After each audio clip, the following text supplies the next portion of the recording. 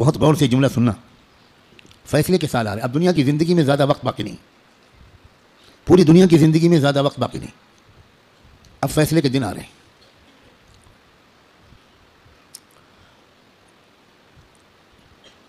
پہلے جیسا اب زمانہ نہیں ہے.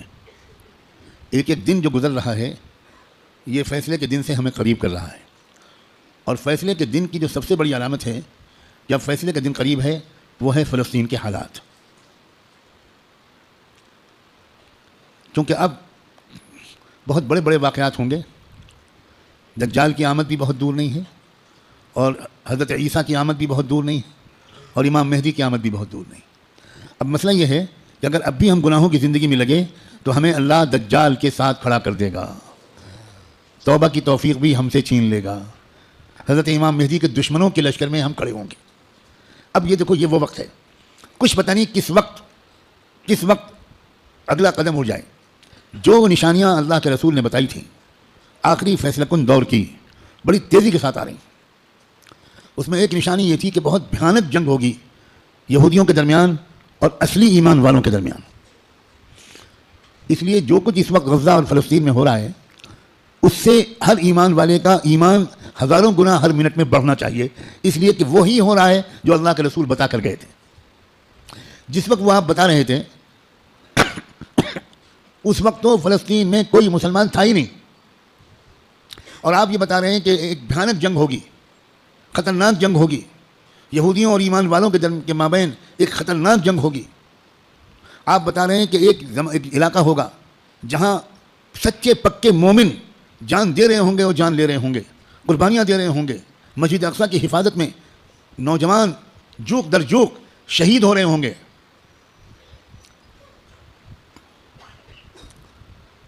اور اللہ وہاں کے مجاہدوں سے سب سے زیادہ خوش ہوگا. اصلی ایمان والے وہیں پر ہوں گے. یہاں تک کہ جب صحابہ نے پوچھا کہ یہ لوگ جن کے بارے میں آپ کہہ رہے ہیں سچے پکے مومن, یہ کہاں ہوں گے؟ آپ نے فرمایا یہ بیت المقدس اور اس کے چاروں طرف ہوں گے, مسجد اقصیٰ اور اس کے چاروں طرف ہوں گے. بالکل ٹھیک وہی جو کچھ آپ نے فرمایا تھا اس وقت وہاں ہو رہا ہے. ہم لوگ اسی زمانے میں ہیں, آپ اس سے خوش ہوں یا آپ اس سے ناراض ہوں.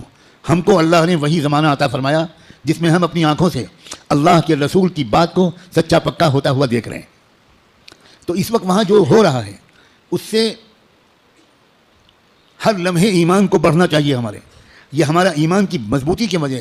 لوگ الٹا سمجھ رہے ہیں یہ جو کچھ وہاں پر ہو رہا ہے اس سے خوف اس کے دل میں آ رہا ہے جو سمجھا ہوا نہیں ہے, ڈر وہ رہا ہے جو سمجھا ہوا نہیں ہے.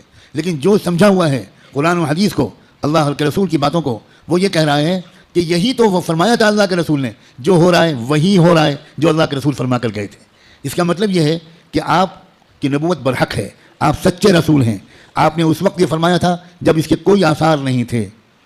اب آپ نے جو آئندہ کے بارے میں فرمایا تھا کہ جو ہوگا, جب وہ ہو رہا ہے اور پچھلے 6 مہینے سے ہو رہا ہے بلکہ پچھلے 75 سال سے ہو رہا ہے, جو اللہ کے رسول بتا کر گئے تھے, تو اس کے بعد میں جو ہوگا اس مقابلے کا آخری انجام, اس کے بارے میں اللہ کے رسول نے جو کچھ فرمایا وہ بھی یقیناً ہو کر رہے گا. اور وہ کیا ہوگا؟ وہ یہ ہوگا کہ اللہ کے کلمے کا بول بالا وہاں سے پھیلنا شروع ہو کر پورے عالم کی ہر کچی پکے گھر میں اللہ کا کلمہ داخل ہوگا. پوری زمین پر انصاف کا نظام قائم ہوگا, اللہ کا حکم چلے گا, باطل ٹوٹے گا, حق کا غلبہ ہوگا. ایمان والوں کو اللہ تعالیٰ عزت, حکومت, اقتدار, طاقت, غلبہ دیں گے, ان کی قربانیوں کے انعام کے طور پر ضرور دیں گے. اور پھر دجال کا قتل ہوگا, دجال سے چھٹکارا ملے گا. پوری دنیا میں لا يبقى بیت مدر ولا وبر الا وتدخل فيه کلمۃ الاسلام بعز عزیز او بذل ذلیل. اللہ کے رسول کی حدیث کے الفاظ ہیں کہ کوئی کچا پکا گھر یا کوئی خیمہ ایسا نہیں بچے گا جس میں اللہ کا کلمہ داخل نہ ہو جائے, طاقت کے بل پر یا قبول کر کے داخل ہو کر رہے گا. اس لیے لوگوں یہ بہت چوکنا رہ کر جینے والا زمانہ ہے. اگر اسی طرح غفلت میں رہے جس طرح اب تک جی رہے ہیں تو ہمیں خبر بھی نہیں ہوگی, اور اللہ کی طرف سے فیصلہ ہو چکا ہوگا کہ اس نالائق, فاسق, فاجر, خطاکار, گنہگار مسلمان کو میں دجال کا ساتھی بناؤں گا. یہ امام مہدی کا ساتھی نہیں بنے گا، یہ حق کا ساتھی نہیں بنے گا، یہ سچ اور انصاف کا ساتھی نہیں بنے گا، یہ مظلوموں کا خادم نہیں بنے گا، یہ ظالموں کا ایجنٹ بنے گا، یہ ظالموں کا مخبر بنے گا، یہ ظالموں کا دلال بنے گا، 4 پیسے کے لیے تھانے پہ جا کر مخبری کرے گا۔ یہ فیصلہ کسی لمحے ہم میں سے کسی کے بارے میں ہو سکتا ہے۔ یاد رکھنا، میں نے اللہ کی توفیق سے اپنی بساط کے مطابق بہت لمبی بات کو چند جملوں میں سمیٹ کر آپ کے سامنے رکھ دیا ہے۔ قسم کھا کے کہتا ہوں، اس میں ذرا بھی مبالغہ نہیں ہے، فیصلے کا دن قریب ہے۔ اب اگر گناہوں کی طرف واپس لوٹے، اب اگر پچھلی زندگی کی طرف واپس لوٹے، جن غلطیوں کو چھوڑنے کا فیصلہ کیا ہے، بار بار اللہ تعالیٰ سے عہد کیا ہے، بار بار رو رو کر انفرادی اور اجتماعی طور پر یہ ارادہ کیا ہے کہ اب گناہ کی طرف واپس نہیں جائیں گے، دوستو اب اگر واپس گئے تو پتہ نہیں پھر دوبارہ توبہ نصیب ہوگی کہ نہیں، کیونکہ یہ جو دن اب آ گیا زمانہ، اس زمانے کو پہچاننا علماء کا فرض ہے۔ علماء کی ذمہ داری ہے کہ وہ اس دور کو پہچانیں۔ پچھلے دور کی روایتی باتوں سے کام نہیں چلے گا، اب آپ کو اکابر علماء کے پاس رہنا پڑے گا، کچھ مہینے گزارنے پڑیں گے، تربیت لینی پڑے گی، ان کا اعتماد حاصل کرنا پڑے گا۔ جب اعتماد ہوگا تب وہ آپ کو خاص باتیں بتائیں گے، تب وہ آپ کو اپنے سینے کا علم منتقل کریں گے، تب آپ کو وہ امانت سونپیں گے، آپ کو ایک ذمہ داری سونپیں گے کہ بھئی کس طرح امت کے عوام اور خواص کو، امت کے مردوں اور عورتوں کو، اور خاص طور پر امت کے نوجوانوں کو کس طرح سنبھالنا ہے۔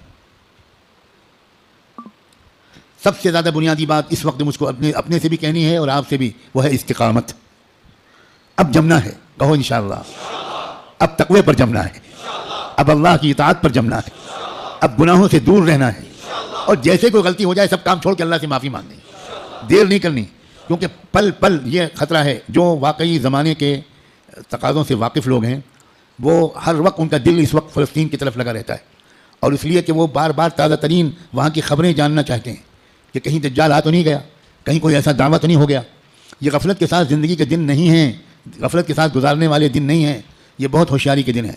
اور یہ بھی یاد رکھنا، الٹے سیدھے مقرروں اور مولویوں، الٹے سیدھے جو اپنے آپ کو عالم کہتے ہیں اور ہیں وہ جاہل، ان کی باتوں کے چکر میں مت آنا۔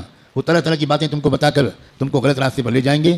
جو سچے پکے اکابرین ہیں، بڑے بڑے بزرگوں کی صحبت یافتہ، قرآن مجید کے مفسر، قرآن کو گہرائی سے سمجھنے والے، اللہ کے رسول کی منشا کو سمجھنے والے، پوری زندگی کے 24 گھنٹے اللہ کے دین کی خدمت میں گزارنے والے، جن پر وقت کے سارے بزرگوں نے اعتماد کا اظہار کیا، ان کی بات ماننا ہے۔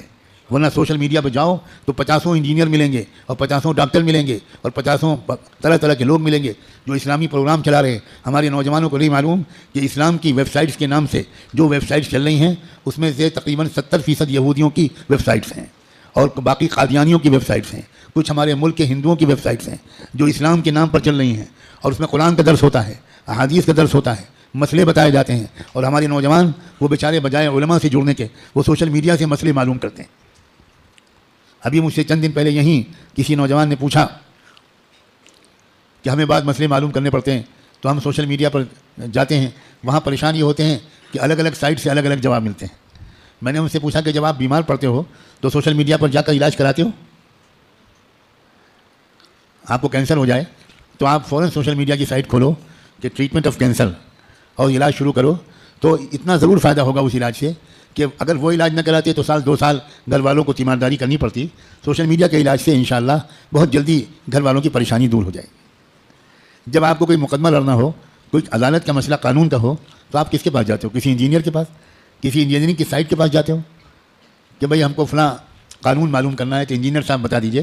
تو انجینئر صاحب اگر آپ کے خالہ زاد بھائی ہیں تو وہ آپ کو مسئلہ بتانے کے بجائے یا مشورہ دینے کے بجائے اپنے چپراسی سے کہیں گے ان کو بائک پہ بٹھاؤ اور دماغ کے ڈاکٹر کے پاس لے جاؤ، اور دیر نہ کرو، جلدی کرو، جلدی۔ بھائی جب کوئی مسئلہ معلوم کرنا ہے تو سوشل میڈیا پہ مت جاؤ، کسی محقق عالم کے پاس جاؤ، ان سے بات پوچھو۔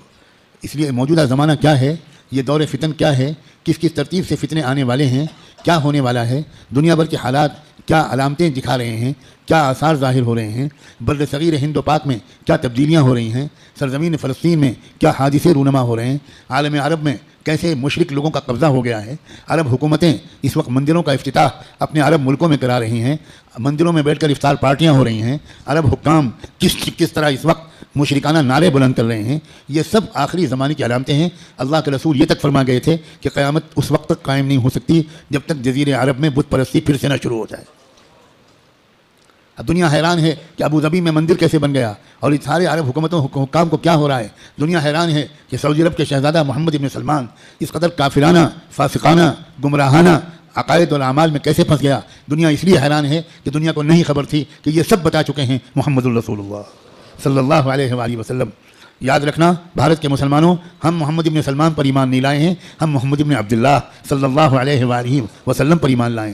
ہمارا کسی حکومت سے کوئی تعلق نہیں. اے سعودی حکومت کے گمراہ بادشاہوں، اے دبئی اور ابوظبی کے گمراہ حکمرانوں، ہمارا تم سے کوئی تعلق نہیں. ہمارا تعلق محمد مصطفیٰ احمد مجتبیٰ سے ہے، ہمارا تعلق قرآن سے ہے، ہمارا تعلق حدیث سے ہے، ہمارا تعلق حرم شریف کے جدید ہوٹلوں سے نہیں ہے، ہمارا تعلق مکے اور مدینے کے ان یادوں سے ہے، ان واقعات سے ہے جن کا سلسلہ شروع ہوا تھا محمد الرسول اللہ کی پیدائش سے، اور اس کے بعد نبوت سے، اور اس کے بعد ہجرت سے، بعثت سے، ہجرت سے، اور پھر اس کے بعد بدر سے، احد سے، حنین سے، احزاب سے، قادسیہ سے، یرموک سے. ہمارا تعلق ابوبکر صدیق سے ہے. ہمارا تعلق تم سعودی بادشاہوں سے اور حکمرانوں سے نہیں ہو. بھارت کے حکمران کسی عرب حکومت کے نمائندے نہیں ہیں. بھارت کے عوام مسلمان کسی بھی عرب حکمراں کے نمائندے نہیں ہیں. بھارت کے مسلمان غلام ہیں محمد الرسول اللہ. ہمارا رشتہ سیدھا ان سے ہے. ہم تمہارے محتاج بالکل نہیں ہیں، قطعاً نہیں ہیں. تم غلط کرو گے تو ہم غلط کہیں گے. ہمیں اس بات کا کوئی اندیشہ نہیں ہے کہ تم ہمارا ویزا بند کر دو گے، تم ہماری حاضری اس جگہ بند کر دو گے. سب کچھ اللہ کے ہاتھ میں ہے. ہمارا تعلق ایمان سے، قرآن سے. اپنے بزرگوں سے مضبوط ہونا چاہیے. بار بار کہہ رہا ہوں، کتابوں کا مطالعہ بڑھنا چاہیے. مجھے تم سے سخت شکایت ہے، اور میں اللہ